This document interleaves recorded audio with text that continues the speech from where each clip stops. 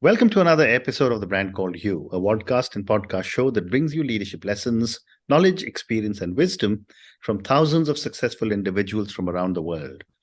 I'm your host, Ashutosh Garg, and today I'm delighted to welcome a very, very successful tech entrepreneur from Chicago, USA, currently speaking to us from Rio, Brazil, Mr. Cory Lopes-Warfield. Cory, welcome to the show. Thank you so much for having me. Cory is the Chief Growth Officer of Agora World. He's a thought leader in the areas of Web3, NFTs, and the Metaverse. So, Cory, before we start talking about all the wonderful new technology, tell me about your own journey in brief. Absolutely. So I spent nearly 20 years of my life working in restaurants. I dropped out of college in 1997, was a computer software tester for Rand McNally briefly, then became a metrologist for Searle Pharmaceutical Research for some time. And for whatever reason, I decided to go to a restaurant and start to wash dishes, worked my way up to busboy, waiter, sommelier, bartender, manager, and the whole nine. And after many years in restaurants, after helping open multi-million-dollar concepts, and after doing some consulting and executive leadership, I realized, first of all, I was kind of sick of hospitality. I was no longer enjoying being a quote-unquote servant in the castle. And I was getting old, so my body was getting tired. But my big pain point was that these on-call shifts in the restaurant industry are pervasive. They always tell you, oh, we'll tell you tomorrow at noon if you're working tomorrow night, and things of that nature. And having done time as a manager and a consultant and being back waiting tables and bartending, I was thinking to myself, all of the data exists to forecast these shifts. They know if they need somebody next Thursday. They know if the patio is open and it's going to rain or not. So I started a B2B SaaS company helping make the scheduling in restaurants more predictable. And I had zero expertise or qualifications. I had only done 1 year in college, almost 20 years prior, right? Way in over my head.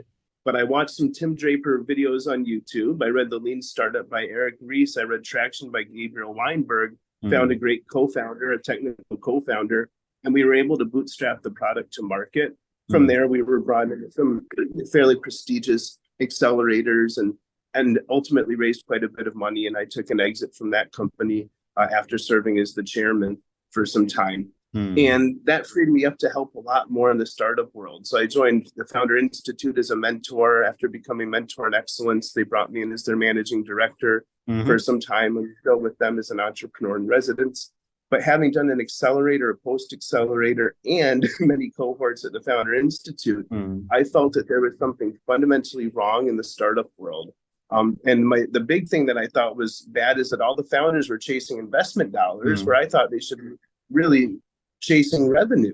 And from then, investors want to throw money at you. And now you can start to get your metrics. They want to know what your customer acquisition cost will be. They want to know what your lifetime value will be. So I co-founded a Web3 launch pad about a year ago to help companies that were coming to me saying, Cory, can you help me raise $1 million? Well, what do you need $1 million for? Well, I want to make my product better. I want to build a community, and I want to hire 2 people. Well, you can't hire people until you're making revenue, but I can get you your product and your community. How would that sound? And I'll take less equity than you would have given an investor. So this turned into a full-fledged launch pad. We have 15 portfolio companies right now that are really changing the world, especially in Web3. But what we realized is some of the blockchains, and this is kind of right when the staking and the mining was all really at its height, and it was still proof of work, and it was really bad for the environment. So we started studying chains and environments that were carbon neutral, and we got involved with an international ISO certification company. So now we're called Decarbon. We only incubate companies that are building green technology. And so we've had some success there. My kind of day-to-day is I help turn people into LinkedIn influencers as a private coach. I've started now growing that to a one-to-many with a freemium tier. And that's turning into a new company where we're putting coaching on the blockchain, so that coaches no longer have to do their administrative work, their clerical work, their sales and marketing, all the things that coaches aren't great at and don't like. We're putting all of that on chain so that they can make more money, help more people, and spend more time with their families, and doing anything else other than the busy work. So that's a little summary of that's what I'm up to. How interesting. But I've got to ask you this: that after so many 20 years in hospitality, what was the trigger that moved you into the cutting edge of technology?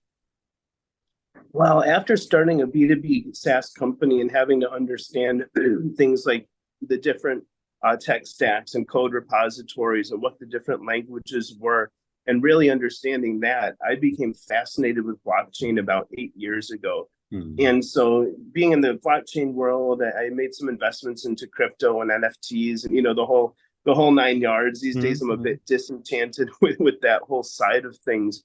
But I understood that blockchain needs to underpin all of the emerging technology. And now that we're in this AI kind of renaissance where we have the ChatGPTs and Bards and Lambdas and all of these things that could either make the world amazing or make the world not exist soon, at least for humanity.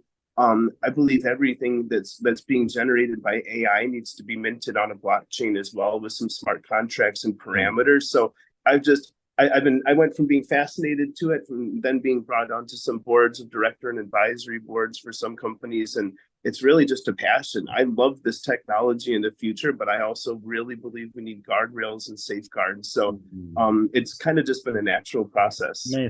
Amazing. So now I'm going to move to talking about the Web3 metaverse and NFTs. My first question, and this is for the many people who listen to our conversation, what is the difference between Web3 and Web2? Oh, that's a great one. So Web 1 was never a thing. That was just the internet. But what we now can kind of think of retrospectively as Web 1 were websites. So we might go to a company's website, and from there, we're going to go through their process and their workflow, maybe look at their blogs, maybe go to their checkout. But that was the experience. The website might have been Google. It took us to another website, or Wikipedia. But then all of a sudden, social media and apps came into play. And now I didn't have to go to a company's website. I could be on a Facebook or, any of these other social media sites, go to the company's community, go to their page. I could access things much quicker in real time, and I could have it be much more of a personalized experience. That shift was Web 2. And Web 2 was more of the embedded videos and the rich media, and it just made the internet more fun, right? We got to kind of choose how we learned and grew and engaged with the world via online. Well, Web 3 suddenly is taking the focus away from companies on social media and putting it into the individual's hands, letting us build our own communities in the ways that we see fit.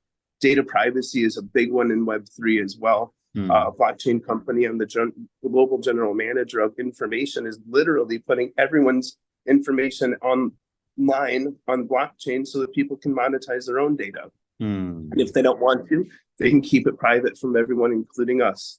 So Web3 is becoming this shift where blockchain will underpin everything. I'm moving away from the term NFTs. I think no one ever knew the word fungible, and NFTs, they hear that now and they think silly little cartoons, but it's digital assets. It's proof of ownership on a blockchain. Correct. And when I look at these quote unquote NFTs now, we're putting coaching programs on NFTs. The state of California is putting car titles on chain as NFTs.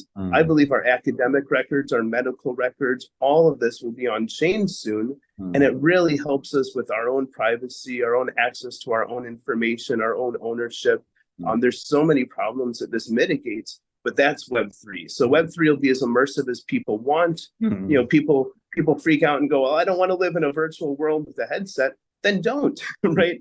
It's really simple. When we were all in this www bubble, and then apps and social media started coming, no one ever said, oh, this is a new internet.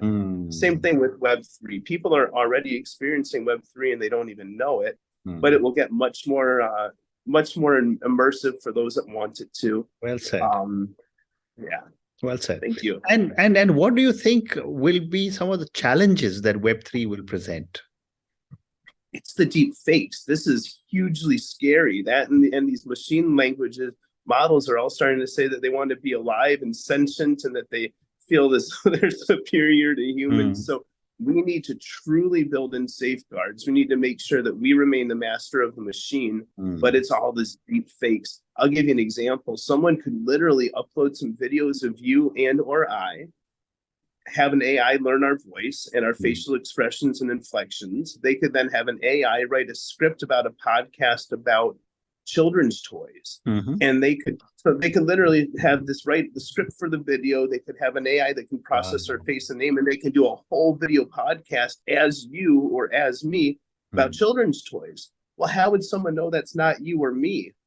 Joe Rogan was just deep faked a few weeks ago for a men's performance pill that he didn't make the video, but they sold millions of dollars of product because people thought Joe Rogan was endorsing it. Wow. So this is why it's a huge problem. But as long as everything's minted on chain, as long as we can go back and look at the source of truth and say, no, that's not Joe Rogan, then I think we're going to be able to really enjoy a lot of the benefits of this emerging technology. So I think as long as we're mindful and thinking a couple steps ahead and making sure that the safeguards are in place, I think that there will be a lot of opportunity to come. Very interesting. Let me now also bring in blockchain, and I wanted to ask you, can the Web3 and blockchain introduce complete transparency and decentralization? So transparency, absolutely, as long as we build it as such. I think decentralization is a term that a lot of, some of the more libertarian or anarchistic thinkers gravitate towards, or people think we can decentralize money and now no one will know how much I have or what I spend it on. I think fundamentally, decentralization is great conceptually, and I think we can do quite a bit decentralized. I don't know that we need centralized banking or necessarily some things like that, but we'll always need some form of centralization, whether we give that to an AI mind and take it out of the hands of a human or not. I think that's yet to be determined. But I do think we'll need some type of centralization just to make sure that things don't go off the rails. But transparency, absolutely. I think that's a huge hallmark of Web3 and blockchain. Let me now add a third dimension. And, these are terms that we all keep throwing around and talking about. But then there's the entire metaverse. And when I was talking to someone, they told me that the difference between metaverse and Web3 is that metaverse is Web3 in 3 dimension. I'd love to get your perspective. Well, I disagree with that statement, although I appreciate it, but it's so similar and yet so different from what I say. I say that I believe the metaverse is helping introduce humanity to the 4th dimension. Right? I don't believe it has to be in 3 dimension. I've had some great 2D metaverse experiences, but I believe the metaverse can help us start to transcend both space and time. I can go into a metaverse experience and I can go back 1,000 years and see what people live like, and I can engage. I think it's more immersive. But the metaverse doesn't need to be virtual reality. The metaverse can take place on your smart TV or on your phone, right? The metaverse is just an extension of our world digitally. But I've seen a number of different metaverse projects that quite literally take you to another world in your mind, and right, you can really trick your mind and feel as though you're skiing or surfing or in outer space. Especially, I'd like to use my headset and things like that to be as immersive as possible. I'm really excited for some of the new glasses and goggle type technology coming out as well. We're also seeing people using contact lenses to access the metaverse. I think there's some skepticism there, but I think there's probably some benefit to that as well, for people that want to be as immersed as possible. But again, the metaverse doesn't have to be on chain, but if it is on chain, then it makes everything so much safer, so much easier to kind of keep tabs of everything for the right reasons. But I think metaverse and Web3 do go hand in hand, although they can be delineated. And why do you think, so many of these big brands are buying so much real estate in the metaverse? Oh, because they have bad advisors. Okay. I'll tell you. That's a great response.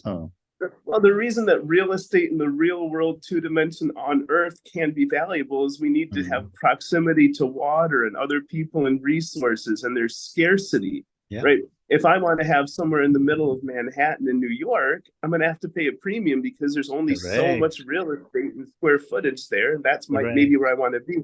There's infinite digital space, right? There's no limitation. There's nothing.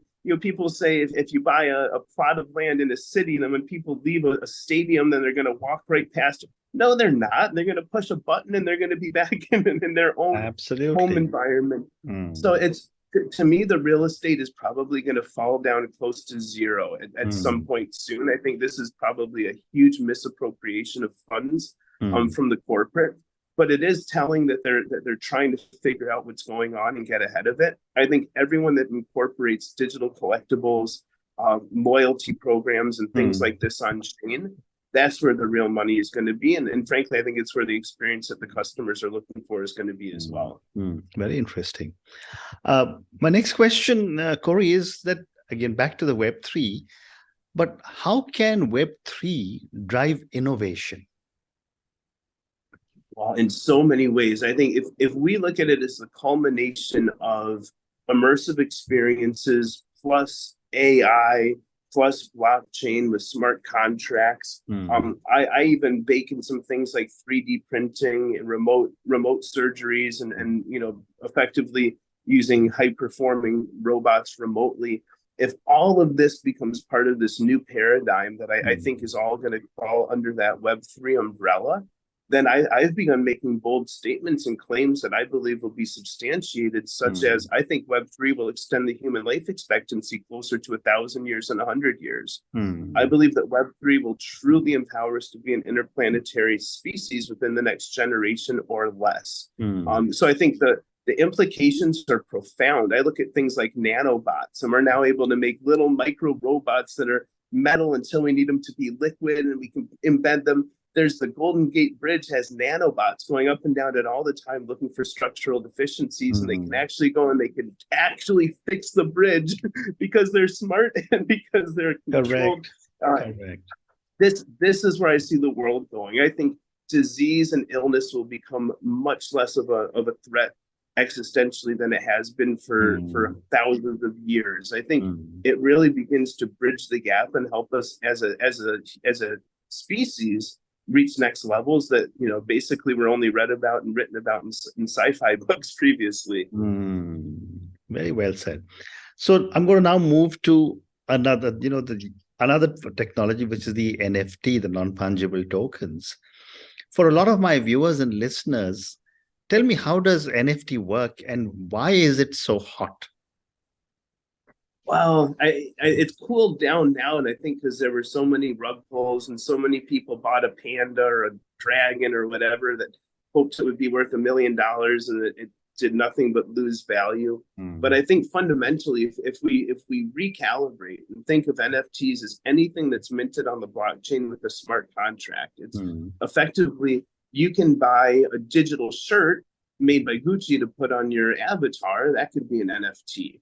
Or you can mint the house title as an NFT on chain, and now you don't need a little piece of paper and a safety deposit box. I think we can almost look at cryptocurrencies as being NFTs to a degree because they're minted on the blockchain as well, and they're something that if someone's a custodian of, they hold that until they spend it, right, or until they liquidate it. So I think it's really just anything digitally that has a source of truth and a mint on the blockchain. But I think when we look at some of the like Bored Apes, right, or the Boss Cats, or some of these NFTs that went blue chip and became worth millions of dollars, really what it should be is a club exclusiveness. There should be some utility. I'll very quickly, and this is not a pitch for my startup coaching to Web3 necessarily, but we're letting coaches mint their coaching program as an NFT. So someone buys the NFT, and we're trying to remove every friction point. So we don't think people should need to have a wallet with the seed phrase and have to learn how to access their NFTs. This needs to be as easy as opening an email. But as a coach, if I mint my coaching program on chain, what this does is when someone holds that NFT, it'll help onboard them. It'll then help to educate them and bring them up to speed and do assessments and assignments and book time with me as their coach. By the time they're finished with my coaching, this NFT is taking them through the entire experience, right? Now, when I need to show up in person or on Zoom, I can do that because the NFT unlocked it. But here's where I think the use case becomes clear. Once someone's done with my coaching, they still have the NFT. If they sell that NFT, it resets everything. So what does this mean? It means they can recover some of the investment they made in the coaching, but it also means they turn into my sales and marketing department because they're out actively telling people how great coaching is and getting people to buy it. I no longer have to do anything except for show up when my NFT tells me to show up for sessions. So I think that's a use case of NFTs, and we can extrapolate that to absolutely anything: medical records, academic records, sales transactions as receipts or anything like that, tickets to sporting events, music events. Amazing. So, Cory, I have time for two more questions. My next question is that you just mentioned that, someone bought something for $1 million and then the price dropped. For the average individual, what are the risks? Because these markets are not regulated at all. Well, I think that is the inherent risk. And I think, you hear people talking about FUD, which is fear of uncertainty and death. And, people get kind of tricked, especially on Twitter and Discord and things like that. But people kind of get starstruck and think that a celebrity is involved in a project, or you get 100 people saying this is the next big thing. And so 1,000 people buy into it. But I think ultimately, it's not really art. Now, there's a company that's fractionalized the ownership of real art as NFTs, and those have increased value. I think that's an interesting use case. But for the most part, don't buy any pixelated punk because you think it's cool. Don't buy something because you heard Justin Bieber bought into it, right? If there's real utility, and make sure the teams are doxed, make sure you know the real people behind it, because otherwise, if you buy a piece of art because you think everyone's going to want it and pay 100 times for it soon, and you don't know the people behind it, very quickly what you find yourself with is holding a silly piece of art that's been replicated, duplicated, and knocked off 100 times that does nothing for you. And I've seen many people buy NFTs for $1,000 that have gone up to $10,000, and they get excited and go, okay, if it's worth $10,000 now, it'll be worth $50,000 soon. With very few exceptions, those NFTs are worth $20 now, right? In other words, they missed their opportunity to 10x their investment. Absolutely. So I would just caution people not to follow the trends and to always do any research before investing into anything. Well said. And my last question to you, Cory, and this is for the thousands of people who will listen to our conversation. Based on your own amazing journey and your deep understanding of these technologies, what would you say are 3 lessons you would want our viewers and listeners to take away? Well, I think the number one lesson, and I have my own podcast, so I've been on hundreds of podcasts. Usually there's some variation of this question, and I never deviate from my first answer. Now, I love that you're giving me 3 because I'll add 2 more. But the first thing that I would say, and it's only a lesson for people that take it as such, but it's a statement that I believe wholeheartedly, which is, I think we need more love in this world. And I think anyone listening to this right now can decide to love their neighbor, themselves, their jobs more right now than they did a few moments ago. The more that we actively bring love into this world, the more that the technology is going to be safe, not dangerous. The more that businesses are going to thrive, not compete. The more that we can collaborate. And so really just having that tenet of intentional love, bringing more love into this world. That I think is probably the biggest lesson that clicked for me at some point in my life. And when I decided to pursue that, and I don't love enough yet either. I need to love myself more, and you more, and our listeners more, and your show more, right? I think we can all do this every day and every moment. Correct. But that I think is the very big one. But the 2 other ones, if I had 2 lessons, especially in this tech world right now, the first one is everyone's up in arms saying AI is going to take our jobs. And that's not necessarily true, but someone that knows AI might take someone's job very easily. This is the time for people to learn. You don't need to learn a programming language. You don't need to know calculus. All of what you need to do right now, really and truly, is learn how to become a prompt engineer. Just learn how to speak with AI.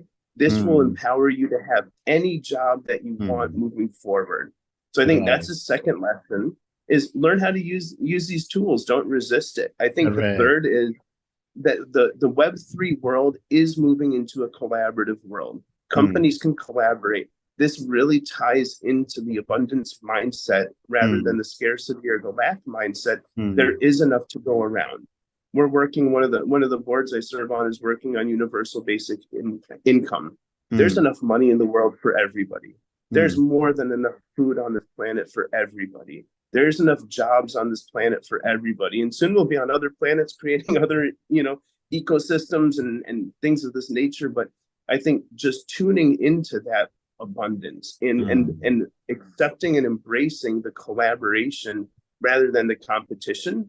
You see companies like Google and OpenAI trying to scramble to the top right now. Meanwhile, you see hundreds and thousands of companies being built on the technology that Google and OpenAI have built. Those companies are the ones that are really going to win the game. So I think if people, embrace kind of this new world of collaboration with love, and if people learn how to leverage the new technology right now, which is completely feasible for anybody listening, I think that's probably a pretty good formula for success. Amazing. And on that note, Cory, and your 3 amazing lessons, the world needs much more love. And I love what you said after that, because this will help us manage the technology better rather than go more towards destroying each other. Second one you said was that artificial intelligence is not going to take your jobs.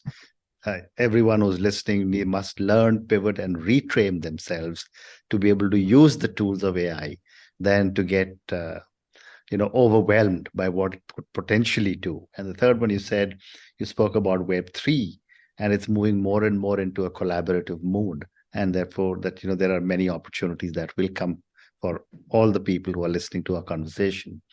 Thank you, Cory, for talking to me about your incredible journey. And I'm really impressed at the way you just repivoted yourself, retrained yourself and got into this cutting edge technology. Thank you for talking to us in such simple terms about Web3, Metaverse, NFT, and the blockchain. Thank you again. It was my and good luck delight. to you. Thank you so much. Thank you for listening to the Brand Called You videocast and podcast, a platform that brings you knowledge, experience, and wisdom of hundreds of successful individuals from around the world. Do visit our website www.tbcy.in to watch and listen to the stories of many more individuals. You can also follow us on YouTube, Facebook, Instagram, and Twitter. Just search for the Brand Called You.